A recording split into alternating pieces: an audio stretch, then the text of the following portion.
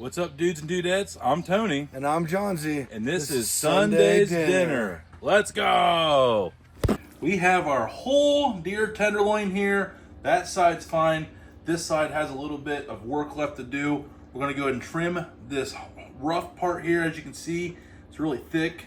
We're going to get rid of that first. So what we're going to do here, like I said, is cut off this part that we don't need. We got plenty. Whoop. Cut off that part. And we're just going to keep pulling just like so. So we are just about there on step one. I am not a professional, but we got plenty of meat still here. Okay, so now we have it on both sides. We are good to go. We got about an hour or so until we're going to cook this on the smoker.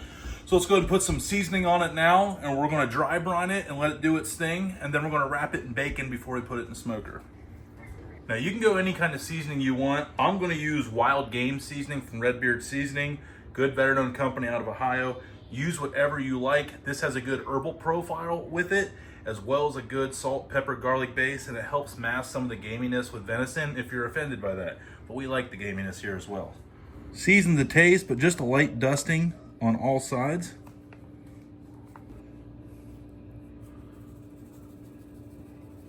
Just like so.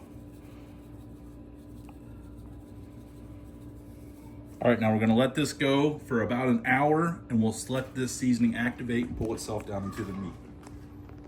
We're now at the point where we're wrapping this up in bacon. If you see, I don't have it all wrapped in bacon, and there's a reason for that. Basically, I'm gonna smoke this to about 110. Then we're gonna cut them in between the things of bacon, and then we're gonna do a reverse sear on both sides. And so basically it's gonna be like a bacon wrapped filet when it's all done. So it looks like we're gonna have 1, 2, 3, 4, 5, 6 pieces of very thick cut deer fillets. We have the brisket smoker here rolling at 225. I want to take the thick part of this, on this side, because that's where the heat source is. We want a nice medium wear all the way through, so we got the thinner piece on the offset side, so that way it cooks a little more evenly. So we're going to again go to a 110, then we're going to pull it. On the pellets, I have a Bear Mountain barbecue blend. This is cherry. It's a very good sweet flavor profile. I like that, especially when you got bacon and venison. You saw the main dish. We're in charge of the sides tonight. This is our mise en place. We got everything ready. We still have to chop the parsley. We got our basil, garlic ready. Salt's in the water for the pasta, and it is boiling, so we're gonna put it on now. Step 2, after your noodles are done, pasta's done, we're just gonna rub some olive oil on there so they don't stick together. Let that kind of soak in down to the rest of it. Now it's time for the sauce. I like to do it this way. I'm gonna get some olive oil in here, a nice good layer, and then I'm gonna add my garlic and basil, whatever other spices you add to your pasta. This is like a little bit of an Alfredo with a twist. Garlic, basil, get it blooming a little bit real quick. That was aggressive. I got it set on a real low heat. I like to bring it up to allow as much of those flavors to infuse into the oil as possible before we add the cream and the rest of the stuff. Here we are back at the smoker. The indicator says we're right where we need to be. Let's take a look. I'm at a little bit of dilemma here actually, because the bacon is not quite cooked through. But what we're going to do is cut these in pieces and reverse sear. So what we'll end up doing is just do a quick high heat fry on both sides, get that bacon going a little bit, and then on both edges, and we still should be good. And we did decide we're going to go ahead and pull this here. Just going to get that out. Don't need gloves, right? Whoops. Johnsy, come on.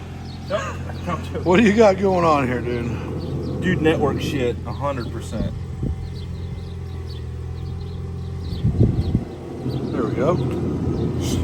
Just like I practiced. Ta-da! That easy. So just poured the heavy cream in and added a few tablespoons of butter. How much whipping cream? 2 pints. 2 pints. And how much butter? Probably 4 or so tablespoons. 4 bill dollops. Yeah. Okay. We just need a lot of parm, so start grading. You can buy the tubs, the pre-made stuff if you want, but they're covered most of the time with the potato starch and they just don't melt down as well in the sauce. We're doing a side of broccoli, but it's actually going to go in the pasta. Always clean your broccoli. Always. Now we're just going to dump it on some already boiling water and just steam it straight in the colander. Broccoli's done, super al dente, just the way I like it, and we'll mix that in the sauce after we get it in the pasta. Now I'm transferring the sauce here because we got a boatload of pasta noodles and we have a lot of parm to get in here. Now we add an absolutely dude amount of Parmesan. That's what we like.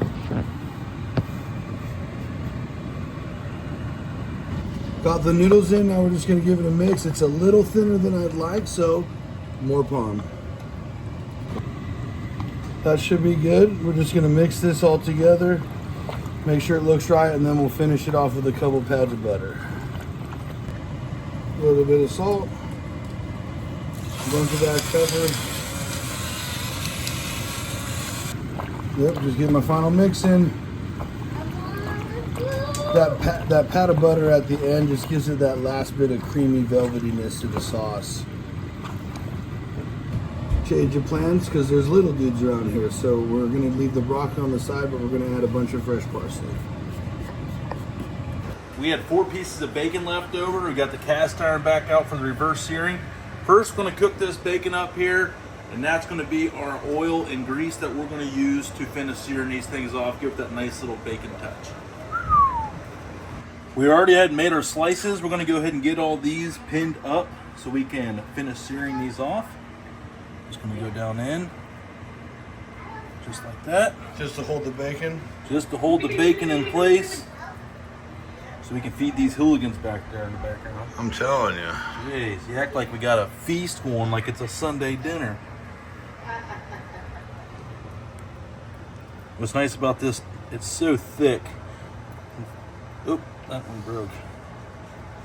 No problem, I'll just make it easier. And lastly, and then let's go and see the reveal here. Venison's very lean, so we still got a lot of juice here, hemoglobin. So we're just gonna go around the edge here at high heat. Myoglobin. Hemoglobin, And myoglobin. I think both. I'm a globin. We're all. I'm a globin. Don't care. It's gonna be good. Give it a little shaky. Get as much grease in here as we can. Pull that. Got the heat turned up here to high. We're just gonna take real quick on both sides. It'll also help hold in all the juices.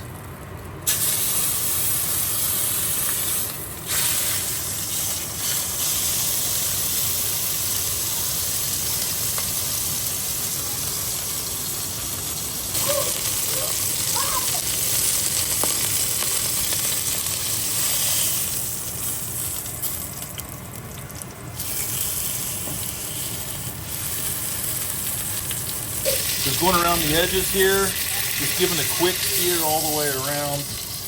Need one more here. Now you're seeing why we put the toothpick inside that bacon. We can kind of be a little aggressive and toss it around, and it's still held together nicely. And let's pull it. Number 2. And we'll just rinse and repeat with the rest of them. I got 6 pieces to cook up here, so make quick work of it. There's the whole pan with the rest of them. Yeah. It don't take long. You're going to get that final char, that low and slow smoke.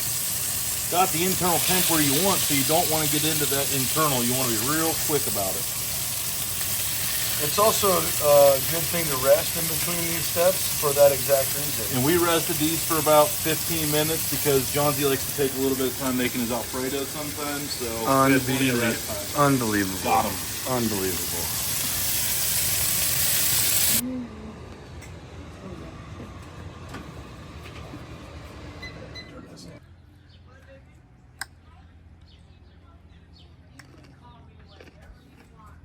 Cheers. Delicious. That's damn good. Sunday meals are back.